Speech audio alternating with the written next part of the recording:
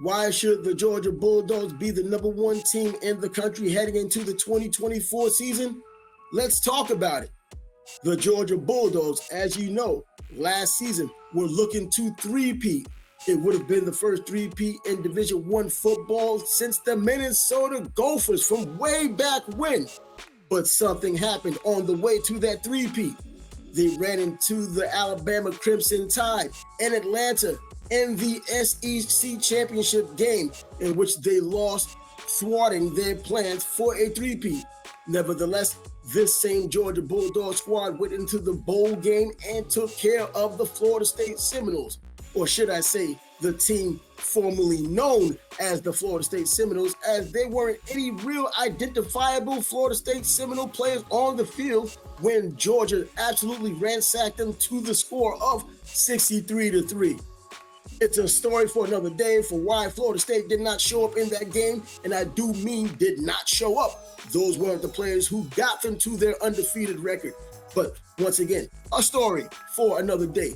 We're here to talk about the Bulldogs and how it looks for the 2024 season, which is upcoming. The number one team in the country. There's disarray in college football.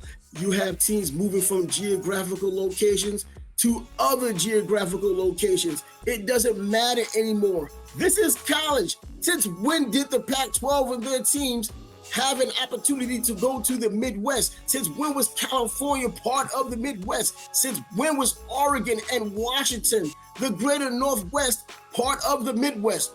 But that's what we're talking about these days. The Southwest, when was Texas ever part of the SEC? This season, Oklahoma as well. But the Georgia Bulldogs seem to be up for the task. They missed their opportunity at a three-peat last season. We've talked about that already. Now, a new season on the slate. Nick Saban, the legendary coach of the Alabama Crimson Tide, is now gone. Kalen DeBoer, come from Washington, the runners-up last season in the national championship game who lost to the Michigan Wolverines. He's now the new head coach with Alabama. If you look at it from that standpoint, Kirby Smart, the incumbent he is at Georgia, with the talent he's accrued over years of being at Georgia, including NFL talent, including top high school talent, coming in with recruiting classes ranked number 1 and 2 perpetually since he's been there practically. That's where the championship has come from. But now, Kirby Smart, 94-16. Over the 8 years he's been at Georgia, 2 national championships. There was an opportunity for a third straight last season, but this season may open the door for a third in the last 4 seasons if they're able to pull it off. But it's going to take a lot more than it did last season, and let me tell you why. Georgia, I think, is armed, dangerous, and ready for this upcoming season, but that brutal schedule they're facing is practically like no other. As a number one team in the country, you already have that target on your back. And as it stands, Georgia opens up, at least in the friendly confines of Atlanta, which is practically a home game for them, at the Mercedes-Benz Dome against Clemson. Yes, Dabo Swinney's crew, the guy who does not like going into the transfer portal. He's bringing his Chargers into Atlanta to upset the Bulldogs of Georgia. On top of that, it doesn't end there. The Bulldogs head to Kentucky. Yeah, you say Kentucky, the basketball school. But as of late, Kentucky has not necessarily been a basketball school only because the football team has been playing well. The football team has gotten their upsets over the past couple of years, and they're not to be slept on, especially if it's your first game on the road with a bunch of moving parts that were just added to the Bulldogs as well. And we will talk about that momentarily, but let's get through this schedule first. You go on the road against Kentucky, and then you go to the Plains and take on Auburn, which, by the way, is the oldest rivalry in the South playing football, Georgia and Auburn, not Alabama and Auburn. But nevertheless, still things to be done moving forward on the way to a championship, which may even sabotage you because of this demanding schedule. This season as well, another road game in Tuscaloosa, the Alabama Crimson Tide. They may not have Nick Saban, but they still have players. Everyone didn't leave when St. Nick decided to leave the college football and say bye-bye to Tuscaloosa. Players came, players went, but this is still a formidable group of players in Tuscaloosa, playing for pride just as well as they're playing for themselves.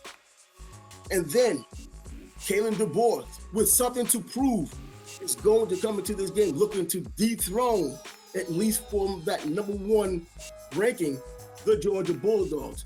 Just as importantly, moving on along their schedule, this brutal schedule which Georgia is facing, you have Texas. You're going into Austin, Texas to take on the Longhorns, who were in the playoffs last season when you weren't.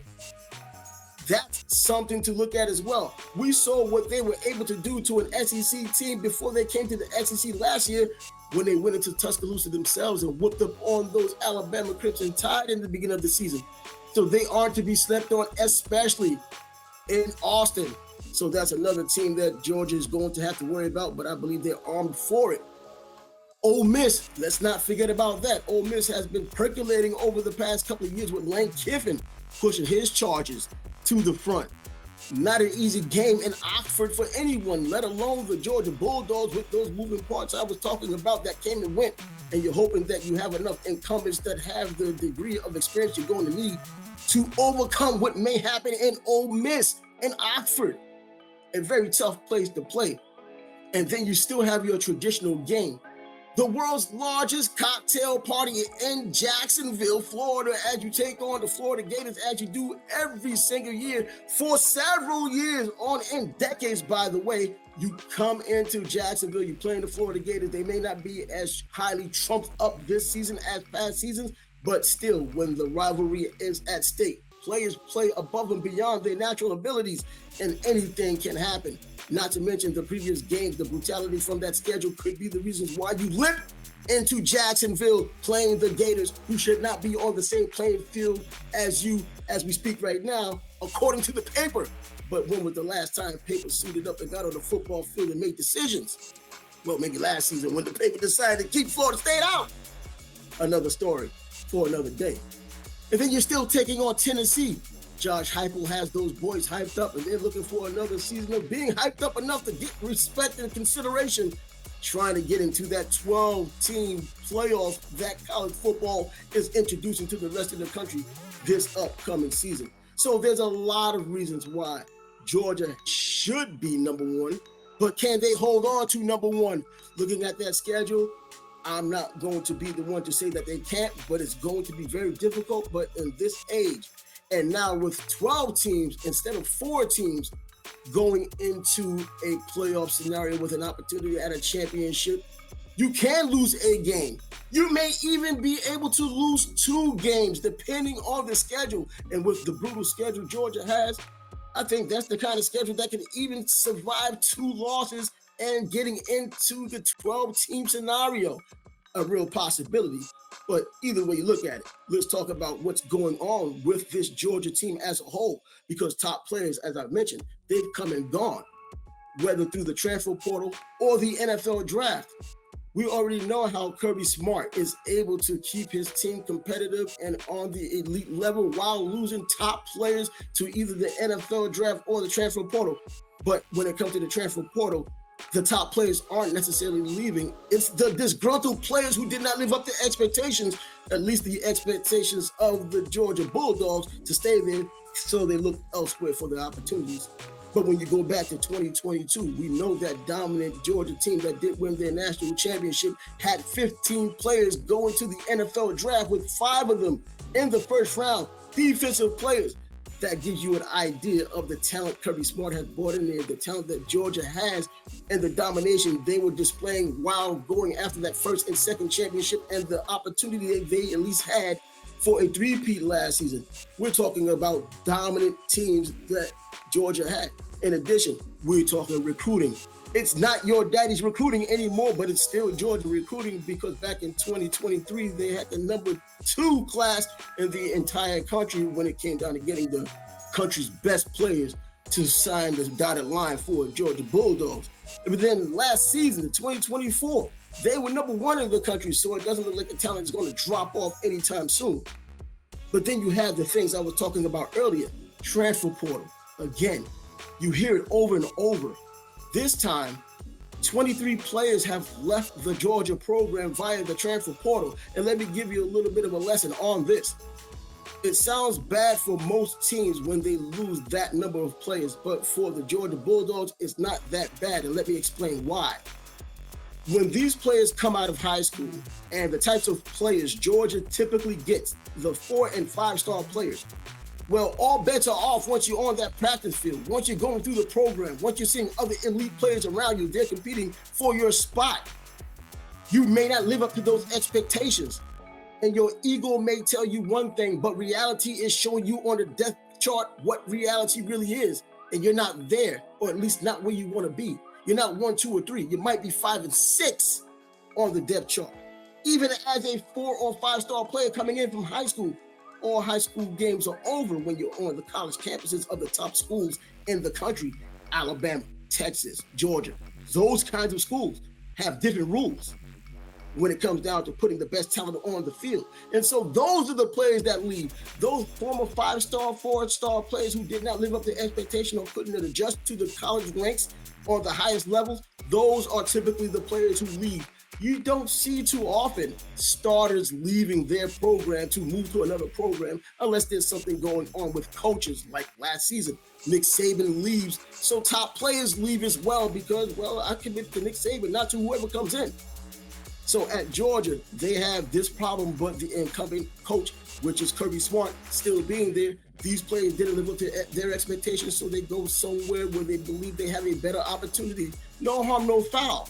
So you do a little addition by subtraction. You get rid of those 23. You bring in 10 because Georgia has done just that. They brought in 10 players from the transfer portal. I can name just 2 just to give you a point of reference. Colby Young, wide receiver from the University of Miami, a 6'3", 215-pound wide receiver. Not a blazing fast player, but definitely reliable and catches everything you throw his way. Why do I mention him? Because Carson Beck is going to need that. Carson Beck is going to need those kinds of players to make the plays for him. Reason being, Brock Bowers is no longer there. Ladd McConkey, not diminutive, but the overachiever, according to some, of all Georgia receivers, and the fire that he brought into games and the toughness that he's shown and was able to come from injury, use as a decoy, and still make plays while he was used that way. They're no longer on campus. They're in the NFL. Ladd McConkey is a second-round draft pick. Brock Bowers with the Raiders as a first-round draft pick. That gives you the idea of the level of talent these guys had on the football field for the Georgia Bulldogs. So you bring in a Colby Young at wide receiver to replace some of that production at the wide receiver spot, but then you bring in someone that you know, someone who's true and tested, someone you know who can play on that level because they've played against you too. And that's Trevor Etienne, brother of Travis Etienne, who plays for the Jacksonville Jaguars. Running back transferred from Gainesville to Athens. One of the biggest rivalries in college football. You take one of their leading players and now he's on your team. Bruh, come on now. Let's talk about it. That's why I'm talking about these players and what now Carson Beck has to get used to, get that chemistry with, so that he can go and lead this team. And maybe he plays better than he did last season. Most likely he should. He shouldn't show incremental improvement. He should show exponential improvement. He doesn't have time for incremental improvement. He's a 5th-year senior. You need exponential going into your last year, making your stand, showing that you may be a first-round draft pick as well. We're talking college football here. We're talking Georgia Bulldog college football here, and we're hoping for the same kind of success if you're a Georgia Bulldog fan for Carson Beck moving forward. But what happens if it doesn't work out for Carson Beck at quarterback? What's going to happen then? Gunnar Stockton, a sophomore, redshirt sophomore, will he be able to pick up? Or if anything happened to Carson Beck in terms of injury, not just ineffective play. Well, if Gunnar couldn't do it, will the well-traveled Jaden Rashada transfer from Arizona State, before that, Miami, before that, Florida, or should I say Miami, Florida, Arizona State, now Georgia. We're talking about a world traveler here, the travel machine. Anyways, that's what we're talking about when it comes to the scenario at quarterback and all of the potential things that may happen, may not happen for the Georgia Bulldogs going into this upcoming season. There isn't a Brock Bowers. There isn't a Lat McConkey, but there's new pieces who have come in. And hopefully the chemistry is good enough because that brutal schedule is going to test you early and often. There aren't any real breathers. Yeah, we have the typical SEC breathers, but with that brutal schedule, which looks like a landmine on Normandy Beach, it's going to be very difficult going through that unscathed. But luckily, as I mentioned already, there are 12 slots available now, not just 4. So you can lose one game. You possibly can lose 2 games. But this Georgia team, I think if they did lose one game, they will learn their lesson and win the rest of the way out. I'm still expecting them to win the SEC championship this year, having their automatic bid to that dance, and then having their opportunity to get that 3rd championship in 4 seasons. We're going to have to see that. You have players on your team and you don't really trust what's going on offensively. You have Dominic Lovett, one of your wide receivers. Are you really going to trust the team to him? That's why you bring in these transfer portal guys like Colby Young, I mentioned. Arian Smith, another one. Do you really want to rely on Arian Smith being the reason why you can complete a pass when it matters most or make that big play when you need it best? Well, we'll find that out as well. I'm Trav, the Sports Bag Bros podcast, along with Bias. We come on 2 times a week. Try to subscribe. We don't beg for subscribers. You can come on here, look and see what you like. If you don't like, you don't subscribe. If you like, you subscribe. We're not going to beg you. But we would appreciate if you decided to make that decision. Until then, deuces.